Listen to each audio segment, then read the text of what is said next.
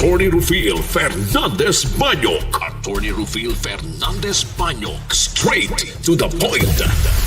O karon, ania ang inyong anchorman. Ate, wa kitay mahimo aron sa pagpakigbatok sa kamatuoran, kundili aron sa pagdapig sa kamatuoran. Straight to the point. Luzon, Visayas ug Mindanao, Pilipinas, ug sa katawhan kutob sa mabot sa tong Sibya sa tibuok kalibutan via internet. May buntag o kumusta live gikan sa Queen City of the South, Cebu City, Philippines. Welcome nining atong tulumanon ug inyong tulumanon.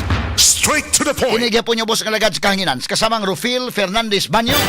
Mao'y paday makiguban kaninyo nining laing adlaw sa atong pagpakigbisok. Adlaw karon mga higala nga Huwebes o gapit sa 2 na buwan sa Oktubre tuig 2025. Straight to the point. Sa gihapon natagan tagpagtagad ang mga issues nga may labot ang lungsod. Nagbagang mga expose, nagunang mga reports. Dinhi lamang gyapon mga higala sa atong pagaban-uban nining atong tulumanon ug inyong tulumanon. Straight to the point. Naguna sa atong masgutanan karong butaga mga higala. Atong tagagpagtagad kay ni sakana ngadto sa 69 ka mga tao ang nakalas tungod sa kusog nga linog nga niigo sa norte nga bahin sa Sugbo. Straight to the point. 22 usab ka lugar sa Luzon gipaubos sa tropical cyclone wind signal number 1 sa Pag-asa. Straight to the Mo point. ni nakaparat mga sukid di paminaw kaluoy in town sa atong mga igsuon. Kay ang atong mga hospitals, in fact dinhi mismo sa Cebu City, apil pod ang atong Cebu City Medical Center og didto sa Bugo Provincial Hospital ang mga pasyente gipagawas sa hospital gumikan sa mga aftershocks. Ang atong coverage team tuan dito sa area mga kaigalaan karong buntaga. Onya grabe kaayo ang aftershocks dito mga kaigalaan kagabi laing aftershock mga higalang atong nadungog. Onya mo nang mga pasyente gipagawas sa hospital gibutang-butangan og tent. Ang problema ni apoy bagyo. Hesus Ginoo ko naunsa naman ang tao ni. Mo na ang ato mga higalang mga pagampo nga unta mga kaigalaan na ilikay ta sa mga katalagman og nga unta nga ato maigsuon nga naigo sa katalagman mga sukit paminaw hatagan pa og igong kusog nga makabarog, igong kusog nga mo recover, igong kusog nga mo bounce back mga higala ining maong problema. Straight to the Og point. atong iampo sab ang 69 ka mga tao nga nakalas mga higala ining maong trahedya. Ato ning hatagag pagtagad karon kay kining bagyong Paulo sad mas nikusog pa og nahimo nang usa ka tropical storm. Anaa karon sa Infanta, Quezon sa Luzon.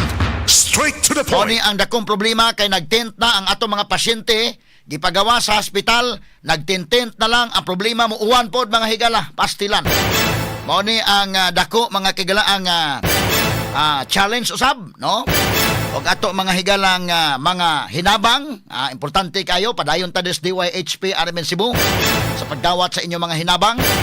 Nagplano may diring Idol Buike o kasamang Aida o ato mga kinitibuk ang puwersa sa DYHP RMN Cebu o IFM sa pag kolekta no sa inyo mga tabang atong usahon bata malagmit maghimo tag mga initial na nga mga moves kasamang Buike.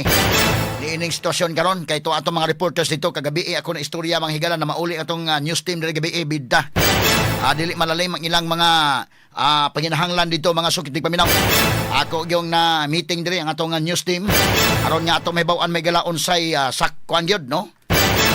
Kinini ang insakto gyud mahigala nga kinini ang tensyon o aura o panginahanglan dito sa field sa pagkakaron ato ni pagtagad robutaga mga kaigalaan no sa atong uban karon ning atong tulumanon inyong tulumanon.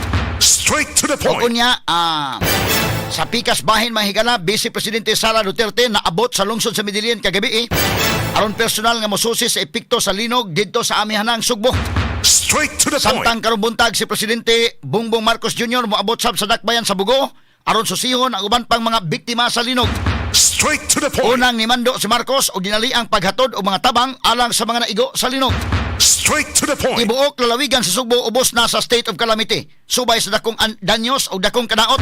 Straight to the point. Samtang ubay-ubay sab sa mga naangol tungod sa magnitude nga 6.9 nga linog nga niigo ilabi na sa amihanang Sugbo. Danyo sa infrastructure projects na sa kadalanan, taytayan, dinhi sa Sugbo tungod sa kusog nga linog, ibana-bana nga mabot sa 2 bilyones ka pesos. Straight to the point. Wapay labot nini ang danyos nga nahiaguman sa mga tunghaan o sa mga tambalanan. Straight to the point. Bagong Arsobispo sa Sugbo Alberto Abet Oy Niduaw sa simbahan sa Danbantayan kagahapon, human kini maguba sa linog. Iduaw sab og comfort niini ang mga biktima sa linog. Straight to the point. Ato ni tagag pagtagad karon nga buntaga mahigala. Sa atong pagban-uban usab nining atong tulumanon ug inyong tulumanon.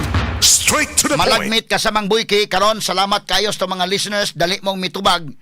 Murag nag-traffic ng atong GCash kagahapon. Okay na ba na ulian na ba imong GCash sa number Inday Marisa? Okay, Inday Ken, ang atong GCash number atong announce day. Asa man tong atong mga GCash numbers, ha? Kay medyo dunay problema to kagahapon. Nga dunay dili na makadawat, no? So muna nga atong ibalik mga sukit tigpaminaw. Doon na tayo kinini ang GCash number ni Inday Marisa Abajes o ni Inday Ken Galini, ha? Okay, mo ni mga kaigsunan, no? Ang atong GCash number ni Inday Marisa Abajes 0906-298-3429. Unya og tan-aw niya murag dili dunay traffic mahigala ron sa bakaha. Datay laing number ni Caroline Rillian. Inday Ken mahigala 0993-590-8029. Og dapat tay BPI number mga kagilaan para sa dugang pang mga donations. Kang Marisa Abajes gyapon ni mga sukin tigpaminaw. Straight to the point. Ang atong nahipos nga kwarta ni about natag 241,000 kapin, no? 241,570. Gumikan mahigala kay medyo dunay na alanganin gahapon murag ni kagar or na dunay kakulian gamay. So padayon ta mahigala nga nidawat sa inyo mga hinabang og unya among sabutan ni Idol Boyki unya nga pwede siguro ta Idol Boyki kay ang atong mga reporters kagabi ako na istorya medyo problema gyud ang tubig mga kagalaan, no? Pwede mong donate na lang tubig ining kalakiharon. Pwede siguro dila taday ka na makaon ra dayon day, no? Wa may panahon pa sa luto-luto pas pagkakaron, no? Para mapaspas ang kuan kana maukab dayon ba. O baka kinini ang kato sigurong kuan kanala siguro sa, no? Dilata o baka kining mga tubig, no?